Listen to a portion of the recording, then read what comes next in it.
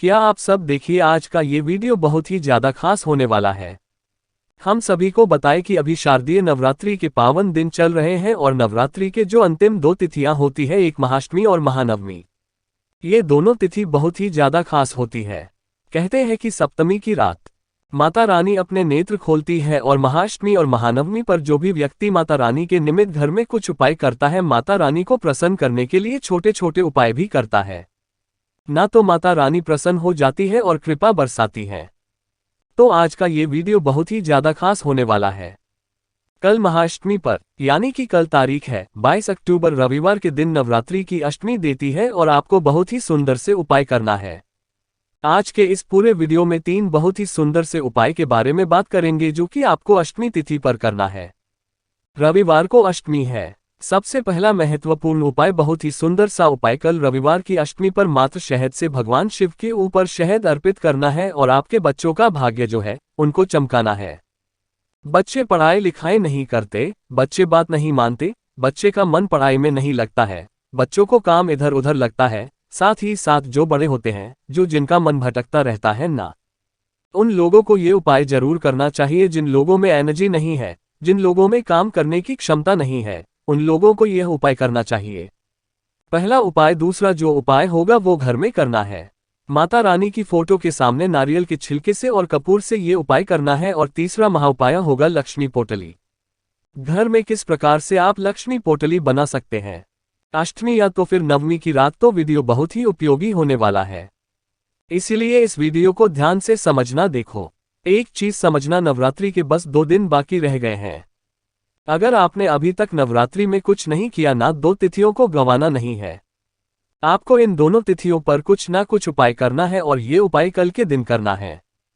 पूज्य गुरुदेव की ही कथा सुनकर के समझ करके समझाने का प्रयास करूंगा, लेकिन उससे पहले आप सभी से रिक्वेस्ट करता हूं, चैनल पर अगर पहली बार आए हैं तो चैनल को जरूर सब्सक्राइब करें। देखिए, देवी भागवत पुराण के अनुसार महागौरी का जो वर्ण है, जो उनका रूप है, गोरा है अर्थात सफेद है। इनके वस्त्र व आभूषण जो है वो भी सफेद रंग के ही हैं। माँ का वाहन जो है वो ऋषभ है, यानी कि बेल है, और भगवान शिव का वाहन भी बेल है। माँ का दाहिना हाथ अभय मुद्रा में है और नीचे वाला हाथ जो है वो दुर्गा शक्ति का त्रिशूल धारण किए हुए है और नीचे वाले हाथ में दुर्गा शक्ति का प्रतीक त्रिशूल है। माता महागौरी के ऊपर वाले हाथ में शिव का प्रतीक डमरू है। डमरू धारण करने के कारण माँ को शिव के नाम से भी जाना जाता है। इसीलिए आज का एक उपाय भगवान शिव के मंदिर में जा करके करने वाला है। माँ का नीचे वाला जो हाथ है तो को अभय देता हुआ पर मुद्रा में है और माँ शांत मुद्रा में दृष्टिगत है। देवी के इस रूप की प्रार्थना करते हुए देव और ऋषिगण कहते हैं, सर्व मंगल मांगल्ये शिवे सर्वार्थ साधिके शरण्ये गौरी नारायणी नमोस्तुते। ऐसा माँ का अद्भुत रूप, ऐसे श्वेत वर्ण वाली शांत मुद्रा वाली ऐसी माँ को नमन करते हैं। देखिए, अभी हमने जाना माँ का दिव्य रूप, अब हम बात करते हैं सबसे पहले उपाय की। देखिए, बहुत ही आसान से उपाय है। यदि आपकी नौकरी नहीं लग पा रही है, यदि आपका व्यापार नहीं चल पा रहा है, यदि आप तेजस्वी नहीं है, यानी कि आपके अंदर ऊर्जा नहीं है, आप बहुत आलस करते हैं, तो आपको ये उपाय जरूर करना चाहिए। यदि आपके बच्चे आलसी हैं तो उन्हें भी यह उपाय करवाना चाहिए, ताकि उनके जीवन से ये अंधकार दूर हो और वो तेजस्वी बने और वो हर कार्य बहुत आसानी से कर पाए, वो किसी भी काम को करने से डरे नहीं। अगर आपके घर में कोई ऐसा व्यक्ति हो जो डरता हो तो उसको भी ये उपाय कराना चाहिए, यानी कि अगर वो इस उपाय को करता है तो भगवान सूर्य का तेज उसके जीवन में आता है। बहुत ही आसान सही उपाय है। अष्टमी तिथि की रात में इस उपाय को करना है। सूर्यास्त के बाद आप कभी भी को कर सकते हैं, हो सके तो सूरत के बाद आपको इस उपाय को करना चाहिए। देखिए, आपको लेना है मात्र 1 बूंद शहद, अगर शायद नहीं है तो लाल चंदन का भी उपयोग आप कर सकते हैं। अगर लाल चंदन भी नहीं है तो मात्र 1 बूंद घी का भी आप उपयोग कर सकते हैं। तीनों चीज में से एक ही चीज लेनी है, ठीक है। साथ के साथ में लेना है आपको 3 बिलपत्र। 3 बेलपत्र आप भगवान शिव के ऊपर चढ़े बेलपत्र का उपयोग कर सकते हैं। यदि आपको बेलपत्र नहीं मिल पाता है तो तीनों बेलपत्र पर शुद्ध जल डालें और उसके बाद आपको उपयोग करना है। तीनों बेलपत्र खंडित नहीं होने चाहिए। विशेष इस बात का ध्यान। अब आप क्या करेंगे, बिल्कुल ध्यान से समझना। एक पार्टी के अंदर जल लेना है, पर उसके अंदर 1 टुकड़ा गुड़गांव डाल देना है। अब आप क्या करेंगे, ये सारी सामग्री ले करके आपको भगवान शिव के मंदिर में जाना है। शहद ले जा रहे हैं, घी ले जा रहे हैं, लाल चंदन ले जा रहे हैं। लाल चंदन का अगर पाउडर है तो उसके अंदर थोड़ा सा जल मिला करके उसका उपयोग आप कर सकते हैं, ठीक है। देखिए, अगर आप शहद ले जा रहे हैं, साथ में 3 बेलपत्र ले जा रहे हैं और एक तांबे के पात्र के अंदर जल और उसके अंदर एक टुकड़ा गुड़ था। अब आपको क्या करना है? भगवान शिव के मंदिर में जाएंगे। सुबह से लेकर के शाम तक, रात्रि तक जा सकते हैं। नवरात्रि में रात्रि का विशेष महत्व होता है। अगर रात्रि में करते हैं तो सर्वोत्तम होता है। देखिए क्या करेंगे आप, आपके सीधे हाथ की चिट्ठी उंगली के पास वाली जो उंगली है जिससे अनामिका उंगली कहते हैं, अनामिका अंगुली से आपको बेलपत्र में आपको देखो 2 पत्तियों पर आपको क्या करना है। इस वाली जहां पर ये तीनों पत्तियां मिलती है, उस वाली जो बीच की डंडी है जहां पर 64 योगिनी विराजमान रहती है, यहां पर आपको लगाना है, ठीक है। 2 बेलपत्र पर यहां पर लगाएंगे। सबसे पहला बेलपत्र जो है तो आपको माता अशोक सुंदरी वाले स्थान पर रख देना है। कैसे रखेंगे? जो डंडी का साइड होगा, ज्ञान का बेलपत्र की जो डंडी होगी वो होगी चला जाने की तरफ, ठीक है। पहला बेलपत्र आपने वहां पर रख दिया। आपकी जो भी मनोकामना है वो आपको बोलना है। दूसरा जो बेलपत्र है उसमें भी आपको शायद वहीं पर लगाना है, लेकिन ये आपको रखना है माता पार्वती हद तक अमल में। तीसरा बेलपत्र, जब आप तीसरा बेलपत्र लेंगे तो तीसरे बेलपत्र में जो चिकनी वाली साइड है वहां पर आपको ऊपर वाली पत्नी पर बनाना है और इधर राइट साइड वाली पत्नी पर केवल एक एक बिंदी लगानी है। एक माता पार्वती के नाम की, एक भगवान गणेश के नाम की, और ये बेलपत्र आपको अर्पित कर देना है भगवान शिव के ऊपर। आप जब भी ये अर्पित करेंगे तब आप श्री शिवाय नमस्तुभ्यम का स्मरण कर सकते हैं और आपकी जो भी मनोकामना है वो आप बोल सकते हैं, ठीक है। अब आपके पास से गुड़ मिश्रित जल देखिए। अब आपको क्या करना है? ये जो जल है सबसे पहले माता अशोक सुंदरी वाले स्थान पर जहां पर आपने बेलपत्र रखा है, उसी बेलपत्र के ऊपर थोड़ा सा जल अर्पित करेंगे। मां पार्वती का जो बेलपत्र रखा है वहां पर आपको थोड़ा सा जल अर्पित करना है। फिर जो भगवान शिव के ऊपर बेलपत्र रखा है वहां पर आपको पूरा जल अर्पित कर देना है। श्री शिवाय नमस्तुभ्यम का जाप करते हुए, सुरेश्वर महादेव का स्मरण करते हुए बस इतना सा उपाय करना। जब भी आप ये तीनों बेलपत्र रखे, तीनों जगह आपको एक ही मनोकामना बोलनी है। आपकी जो भी समस्या है वो महादेव से बोलनी है, मां पार्वती से बोलनी है, साथ ही साथ मां अशोक सुंदरी, माता अशोक सुंदरी से बोलनी है। बस ये उपाय इस रविवार की अष्टमी पर कर लेना। बहुत ही खास और दुर्लभ योग में आई है।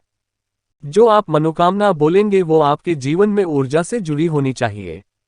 वो मनोकामना आपकी ऊर्जा से जुड़े होनी चाहिए कि मेरा आलस खत्म हो जाए, मेरे जीवन में तेज की वृद्धि हो जाए, 10 दिशाओं में मेरी उन्नति होने लग जाए, प्रगति होने लग जाए। इस प्रकार से आपको ये उपाय, इस प्रकार से कामना करते हुए आपको ये उपाय करना है। अब हम बात करते हैं दूसरे उपाय की। अष्टमी तिथि के दिन मां महागौरी को नारियल या नारियल से बनी चीजों का भोग लगाना चाहिए। यदि आपने माता रानी को स्थापित कर रखा है तो आप वहीं पर कर लें। यदि नहीं किया है तो माता, तो किसी भी माता की फोटो के सामने आपको ये उपाय करना है। आज के दिन माता को नारियल का भोग लगाना चाहिए, नारियल से बनी चीजों का भोग लगाना चाहिए। माता को आपको कुमकुम की तीखी लगाना चाहिए। साथ ही साथ उनके सामने एक शुद्ध घी का आपको दीपक प्रज्वलित करना चाहिए। माता का प्रिय पुष्प जो है वो रात रानी का पुष्प है। या तो आप अगर रात रानी का पुष्प ना मिले तो कोई भी सफेद पुष्प भी आप माता को अर्पित कर सकते हैं। साथ ही इनका राहु ग्रह पर अधिपति हैं। यही कारण है कि राहु दोष से मुक्ति पाने के लिए भी माता महागौरी की पूजा की जाती है। चलिए जानते हैं आज के दिन आपको क्या उपाय करना है। नारियल जो आता है, नारियल का जो छिलका है वो आपको निकालना है। थोड़ा सा छिलका आपको निकाल देना है और अब आप कोई उपाय करना है। देखिए, जो बाकी नारियल है वो माता के सामने आपको रख देना है, वो थोड़ा सा उसमें से छिलका निकाल लेना है। अब आपको क्या करना है? जो दीपक आता है बड़ा वाला, उसके अंदर ही आपको नारियल के छिलके हैं वो आपको रख देना है। हो सके तो आज के दिन आपको शक्कर और जो बुरा आता है ना नारियल का पूरा, उसका भोग लगाना चाहिए। थोड़ी सी शक्कर, थोड़ा सा बुरा रख दें माता के सामने। अब आपको इस मंत्र का 8 बार जाप करना है और महागौरी देवी नमः इस मंत्र का 108 बार जाप करना है और उसके बाद दीपक से माता रानी की आरती करनी है। जो भी क्रिया आप करते हैं, चालीसा का पाठ करते हैं या जो भी रोजाना की जो आप नवरात्रि की क्रिया करते हैं वो तो आपको करना ही है।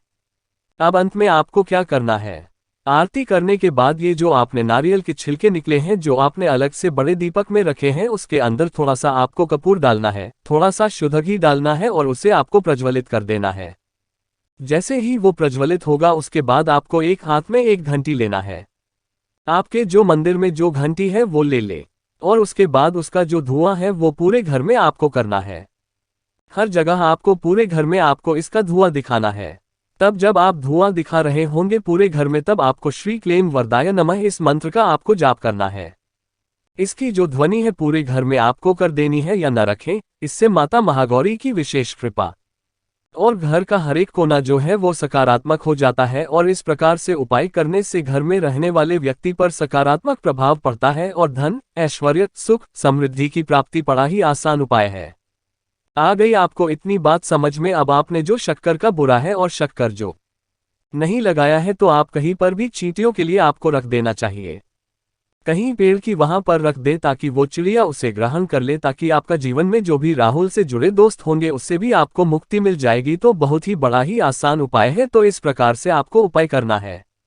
अब हम बात करते हैं अंतिम और तीसरे उपाय की। सब नवरात्रि के पावन दिन चल रहे हैं और इसी नवरात्रि को समाप्त होने से पहले आपको एक लक्ष्मी पोटली बना लेनी चाहिए, जो आप घर में ही बना सकते हैं।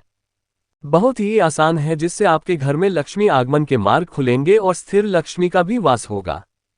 देखिए करना क्या है आपको। यदि आपने माता रानी को विराजमान कर रखा है तो उनके सामने करें, और यदि आपने नहीं कर रखा है तो किसी भी देवी की फोटो के सामने आपको ये उपाय करना है।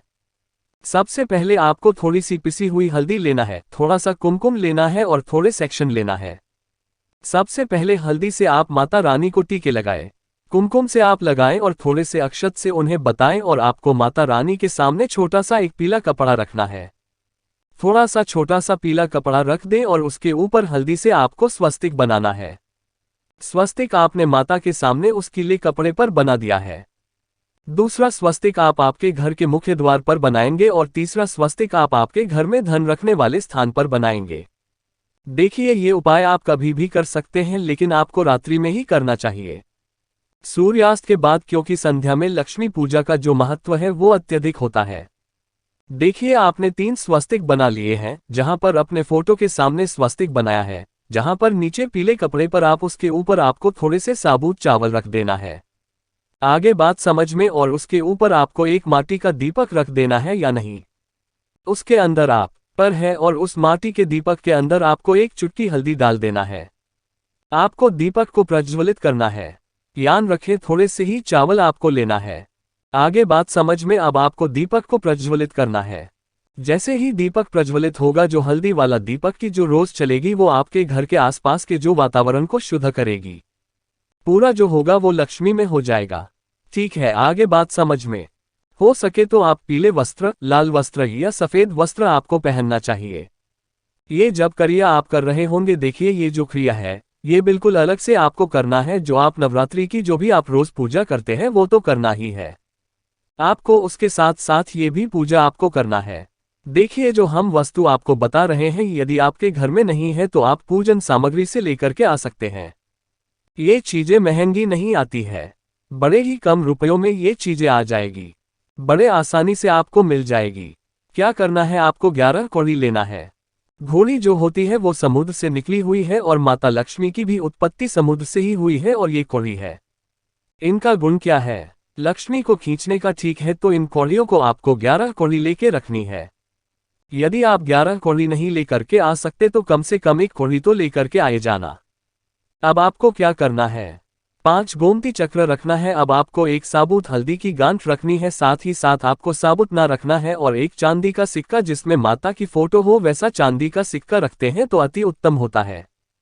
ठीक है, ये सारी चीजें रख दिया अपने माता के सामने। अब आपको क्या करना है, हर एक कौड़ी पर ओम श्री नम का 11 बार जाप करना है और हल्दी के टीका लगाना है। ठीक है, वैसे 11 कौड़ियों पर 11 बार ओम श्री नम का जाप करना है और आपको टिक्की लगाना है। वैसे ही 5 गोमती चक्र पर करना है, हल्दी की गांठ पर करना है और चांदी के सिक्के पे करना है।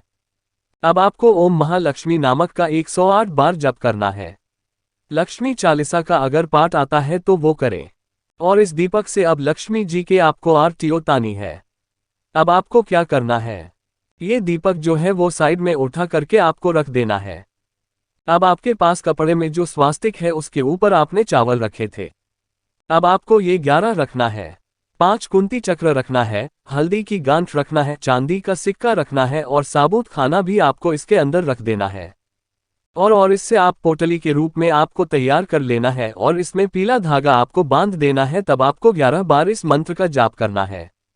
एम क्रीम श्रीन अष्टलक्ष्मी रिम सिद्धि मांग रहे नम स्वाहा। ठीक है, अष्टलक्ष्मी का हम आह्वान कर रहे हैं कि इस पोटली के अंदर अष्टलक्ष्मी का वास हो, तो इस मंत्र का आपको 11 बार जाप करना है।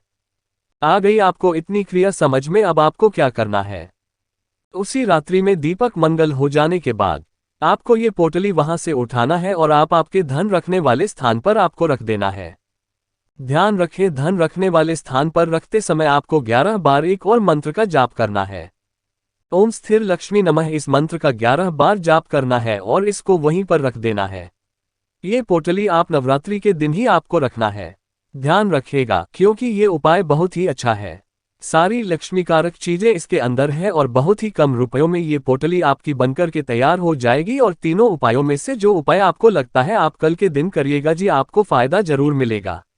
अगर आपको कुछ वित्तीय समझ में ना आए तो कमेंट में पूछ लेना, गलती नहीं करना है। श्री शिवाय नमस्तुभ्यम। हर हर महादेव।